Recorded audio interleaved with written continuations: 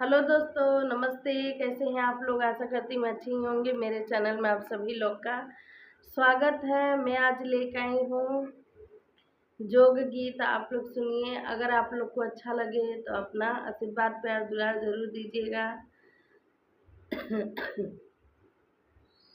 और कमेंट द्वारा बताइएगा आप लोग को कैसा लगा मेरा गीत। ये गीत मेरी मम्मी गाती थी, अब वो नहीं रही, 4-5 महीने हुआ चली गई। मैं उनकी गीत सुनाती हूँ।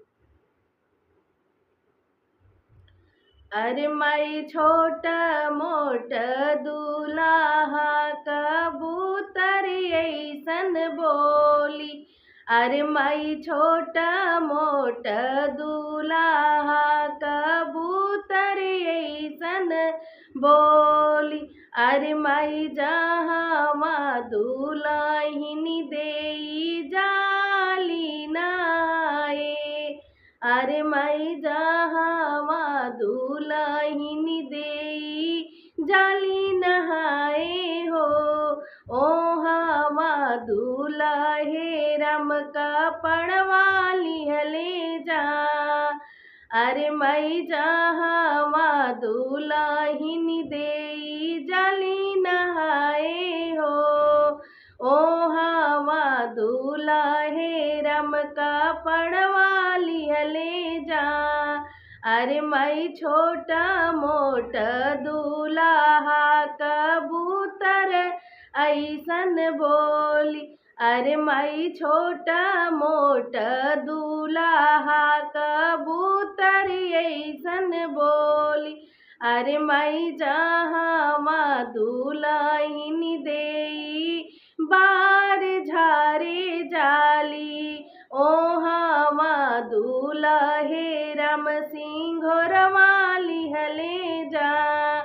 अरे माई जहाँ दुल्हिन देई बार झारे जाली। ओहावा दुल्हे राम सिंघोरवा लिहले जा।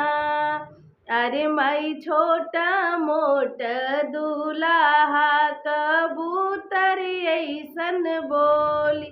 अरे माई छोटा मोट दूल्हा कबूतर ऐसन बोली। अरे माई जहाँ दुल्हिन देई से जिया लगावे जाली। ओहावा दुल्हे राम तकियावा लिहले जा।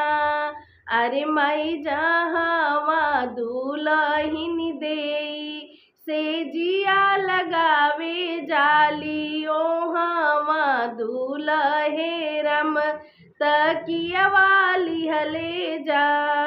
अरे माई छोटा मोट दूल्हा कबूतर ऐसन बोली। अरे माई छोटा मोट दूल्हा कबूतर ऐसन बोल। हेलो दोस्तों, नमस्ते दोस्तों।